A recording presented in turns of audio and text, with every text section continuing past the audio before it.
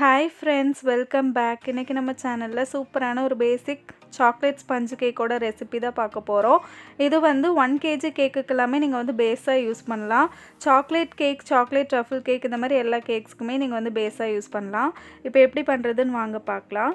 கேக்குக்கு தேவையான try ingredients என்னன்னு பார்க்கலாம். 3/4 கப் அளவுக்கு மைதா மாவு, 1/4 கப் டார்க் கோகோ பவுடர் எடுத்துர்க்கேன், 1 teaspoon baking powder, 1/2 teaspoon baking soda, இது எல்லாத்தையும் நல்லா ஜலிச்சு எடுத்துக்கலாம். நல்லா ஜலிச்சு எடுத்ததுக்கப்புறம் நல்லா மிக்ஸ் பண்ணி விட்டுக்கோங்க. பேக்கிங் பவுடர் பேக்கிங் சோடாலாம் ஈக்குவலாக மிக்ஸ் ஆனால் தான் கேக் வந்து நல்லா பொங்கி வரும். இப்போ ஒரு ட்ரையான பவுலில் 4 முட்டை எடுத்திருக்கேன், 1 டீஸ்பூன் வெனிலா எசன்ஸ், ஒரு பிஞ்ச் உப்பு சேர்த்து இதை நல்லா பீட் பண்ண ஆரம்பிச்சிடலாம். உப்பு சேர்க்கும் போது உங்கள் முட்டை வந்து நல்லா பீட் ஆகும். நீங்கள் எடுத்துருக்க பவுலும் விஸ்கும் ட்ரையாக இருக்கான்னு பார்த்துக்கோங்க. தண்ணி ஏதாவது இருந்ததுன்னா முட்டை வந்து சரியாக பீட் ஆகாது. லோ ஸ்பீடில் ஸ்டார்ட் பண்ணி ஹை ஸ்பீடு வரைக்கும் நல்லா பீட் பண்ணிக்கலாம். இப்போ ஒரு 1 நிமிஷம் ஆயிருக்கு. முட்டை வந்து நல்லா பீட் ஆகிட்டுருக்கு. இந்த டைமில் நான் 1 கப் அளவுக்கு பொடிச்ச சர்க்கரையை சேர்த்துக்கிறேன். நான் இங்கே 1 கப் வந்து 250 ml கப்பில் எடுத்திருக்கேன். நம்ம மைதா அளந்து எடுத்து அதே கப்பில் வந்து சர்க்கரை சேர்த்துக்கலாம்.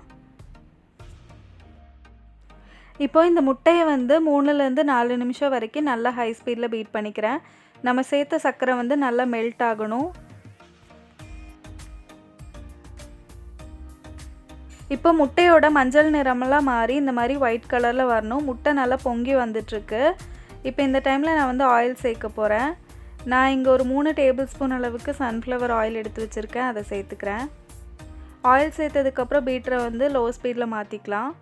ஆயில் சேர்த்ததுக்கப்புறம் அதிக நேரம் நீங்கள் பீட் பண்ணிகிட்டே இருந்தீங்கன்னா கேக் வந்து ரொம்ப கிறிஸ்பி ஆகிடும். அதனால் ஆயில் வந்து பேட்டர் கூட மிக்ஸ் ஆகிற வரைக்கும் பீட் பண்ணிவிட்டு நான் பீட்டர் ஆஃப் பண்ணிடுறேன். இப்போ பீட்டர் வந்து ஆஃப் பண்ணியாச்சு. பாருங்கள், நம்மளோட பேட்டர் வந்து இந்த மாதிரி ஃபோல்டிங் கன்சிஸ்டன்சியில் இருக்கணும். அப்போ தான் கேக் வந்து கரெக்டாக வரும். இப்போ நம்ம எடுத்து வச்சிருந்த ட்ரை இன்க்ரீடியன்ஸ் எல்லாம் கொஞ்சம் கொஞ்சமாக சேர்த்துக்கலாம். இடையில வந்து ஒரு 1/2 கப் அளவுக்கு சூடான பால் எடுத்து வச்சுருக்கேன், அதை சேர்த்துக்கிறேன். சூடான பால் சேர்க்கும்போது நம்ம கொக்கோ பவுடருக்கு வந்து ஒரு நல்ல கலர் கிடைக்கும். நீங்கள் சூடான பாலுக்கு பதிலாக வார்ம் மில்க் கூட யூஸ் பண்ணிக்கலாம், இல்லைனா ரூம் டெம்பரேச்சரில் இருக்க பால் கூட சேர்த்துக்கலாம். இப்போ இதை வந்து நல்லா ஃபோல்ட் பண்ணி எடுத்துக்க போகிறேன். நம்ம எக் பேட்டர் வந்து நல்லா பொங்கி வந்திருக்குல்ல, அது வந்து நம்ம ட்ரை இன்க்ரீடியன்ஸ் அதிகமாக கொட்டி சேர்த்தோம்னா சீக்கிரமாக முட்டை வந்து தாழ்ந்து போயிடும். அதனால் பொறுமையாக மிக்ஸ் பண்ணி எடுத்துக்கலாம். இப்போ எல்லா ட்ரை இன்க்ரீடியன்ஸும் சேர்த்து ஃபோல்ட் பண்ணி எடுத்துக்கலாம். நிறைய பேர் வந்து கேக் வந்து ஹார்ட் ஆயிடுச்சு அப்படின்னு சொல்கிறீங்க. அந்த மாதிரி நீங்கள் ஓவர் மிக்ஸ் பண்ணிங்கன்னா கேக் வந்து கண்டிப்பாக ஹார்ட் ஆயிரும். அதனால் பொறுமையாக மிக்ஸ் பண்ணி எடுத்துக்கலாம்.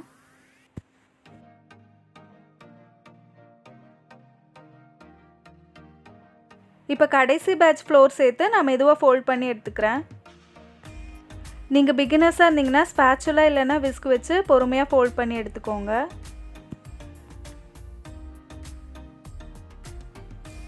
அவ்வளோதான், நம்மளோட கேக் பேட்டர் வந்து ரெடி ஆகிடுச்சு. நான் இது எல்லாமே மிக்ஸ் பண்ணி எடுத்துட்டேன்.